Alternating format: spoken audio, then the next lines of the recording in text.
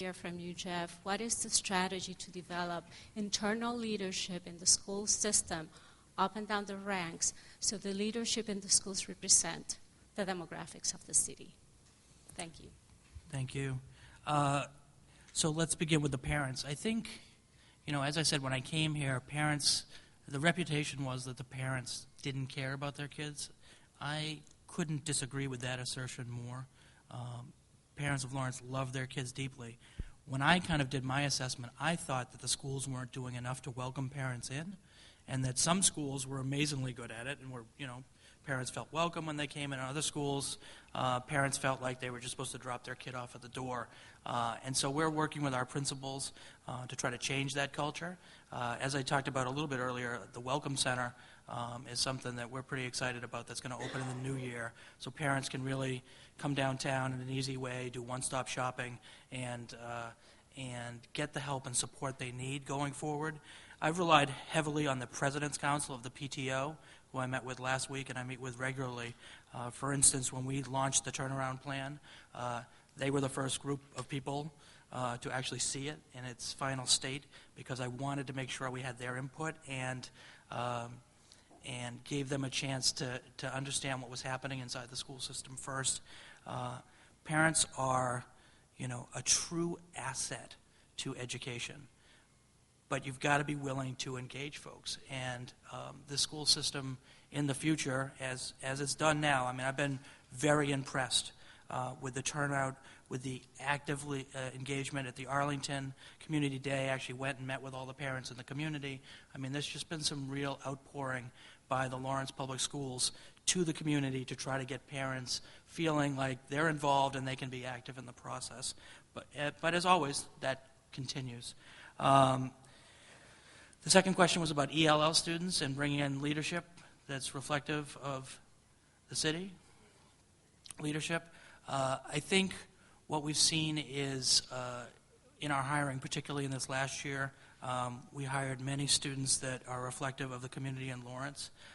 With that said, we've seen some great people that we've already promoted, people of color, people that are reflected here, people that I brought in as my chief of staff. There are going to be opportunities going forward for great people to come attain leadership positions throughout the school district.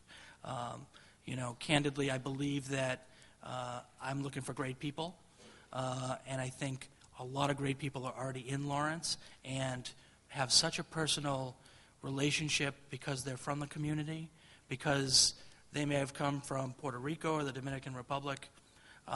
They really feel empowered to help kids, and those can be our best advocates for kids. So we're excited about bringing more folks into leadership positions. I know there are at least 3 more people who want to ask questions. I'd ask you to keep it to 1 if you can. Ryan, you're next, and then Harneen and Ruth. Jeff, we heard a little bit last night about both the potential benefits from the extended learning time, but also the importance of implementing it effectively. Going beyond the April when you approve it and implementation next year, what do you have in place to ensure that it is being used as intended and effectively to benefit the students? So we'll be working with each principal and their community after the plan is approved to continue in the implementation process. It's approved, have at it. We want to kind of make sure that they're getting the support and help they need and they're meeting the targets they have. I've been clear since day one that more time alone will not solve any problem. I personally, in other capacities, have seen schools that have adopted longer school days with no results. It's got to be time used well. Now, let me be clear. I believe that time can be used well for both academics and enrichment. Oftentimes, it's hard to calculate what enrichment can do for a kid, but in my personal opinion, it's just as important that kids are experiencing the arts or athletics or other types of clubs as it is their academics, and I think our kids deserve both. Thank you for your presentation.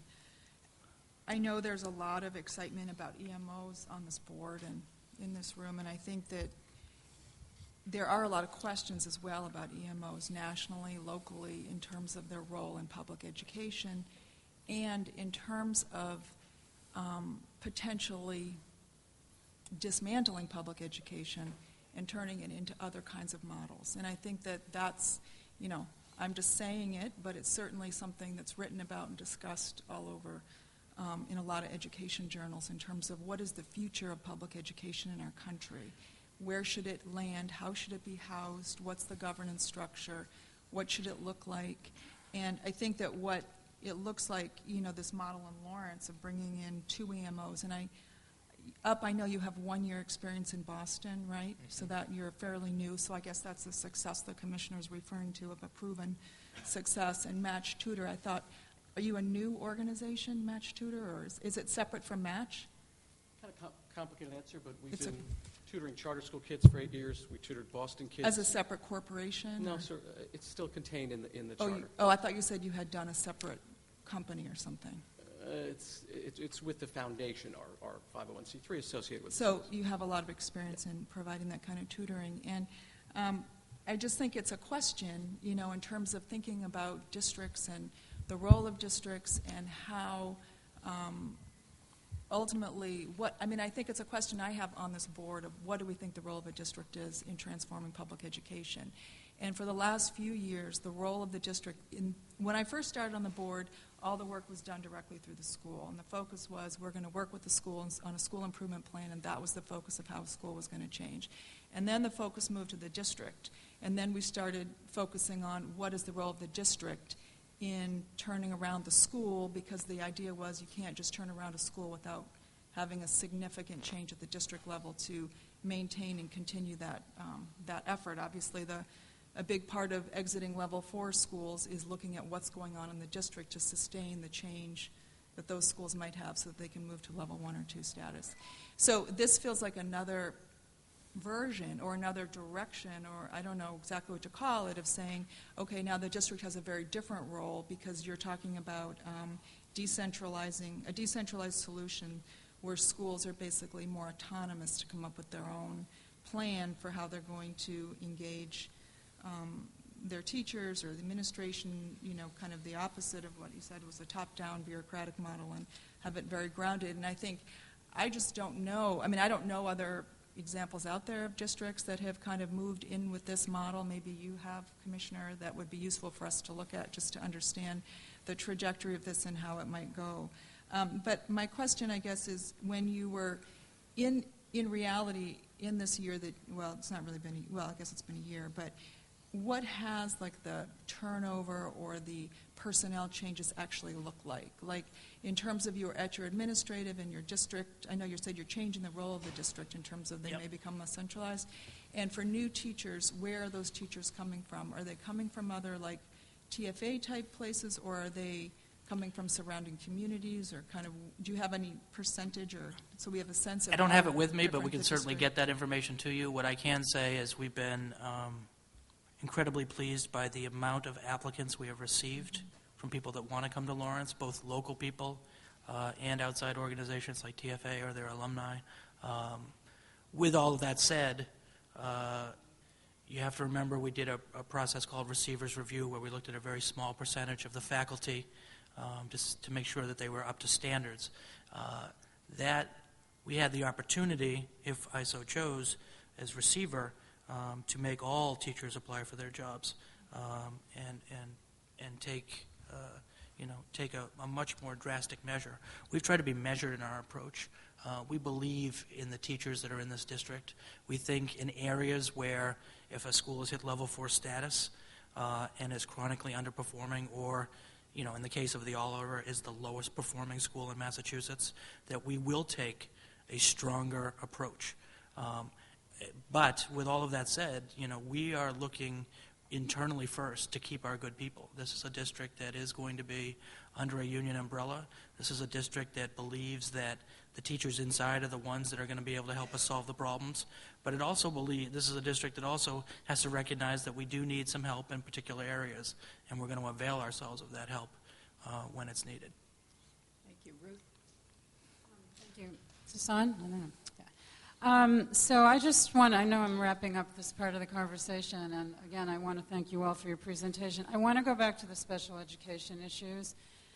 First of all, I just want to say that, or sort of suggest strongly to all of you, but particularly to Mr. Riley. And I know I'm not saying this with any kind of judgmental attitude, but I think it's really important symbolically not to marginalize special education. And even when, and I'm not saying anyone does that intentionally, but it seems as though it always is an afterthought in people's presentations, in discussions.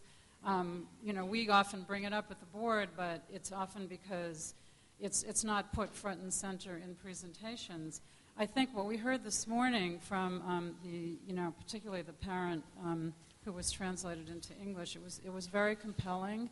I want to commend her again for doing that, because it strikes me that in general, when you're dealing with any kind of children with special needs, there are obstacles in your path as a parent, and to also have a language barrier is a double obstacle in some ways. To have a child with autism can be even more complicated.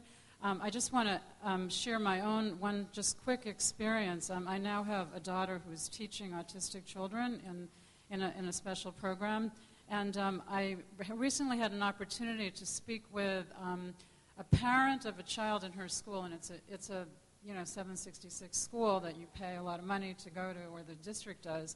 And I heard from this parent that not too long ago, the parents' district, which I'm not going to mention by name, but the parents' district had a really, really strong, robust autism program, and because the leader of that program left for, I don't know what the reasons were, shortly thereafter the program just really fell apart and became not a strong program. So I just want to suggest a couple of things from that lesson. One is to really put some, really good thinking and investment and urgency into creating a strong autism program in the district, both because it's the right thing to do and because, frankly, there's a great financial incentive to having in-district programs that, in the end, are more financially effective than having to send children to more expensive programs outside the district. But my main point is just for all of us as a learning community to remember that, once again, that it's so important for us to have a focus on children with all kinds of disabilities. Autism spectrum, as we know, it's a complicated spectrum. It's all kinds of children along that spectrum. But I would like to see Lawrence certainly as a model now, because you have an opportunity to really create something very new and special here, but to also have that as a very important value so that both the parents, the children, and the teachers of special ed children, who also often feel marginalized, are no longer have that sense in this new model that you're creating. Thank you. I appreciate that. I think, without question, where we've added positions, and we've almost not been able to add any positions, but we've added positions in special education. This past year, we added positions, both teachers and paraprofessionals, and that will likely continue going forward. Speech is an area which all school districts across the state are struggling with, getting speech people. What seems to be happening is we're losing out to the hospitals, who are paying at a higher rate, but that we are actively looking for great speech pathologists on a continuous basis to join the staff we currently have. I just want to gently say that in my presentation, I began my presentation by talking about my daughter who has special needs. So it is near and dear to my heart. I began as a special education teacher in Baltimore City, and we know that students require additional supports, both English language learning students and special needs students, and we intend to bring those to our kids. Thank you. Thank you. As I close this session and call for a 10-minute break, I want to thank Jeff, Scott, Alan, and Antonio. That was really terrific. I'd ask board members to be back in your seat at 25 minutes at 12. We still have 4 agenda items to cover.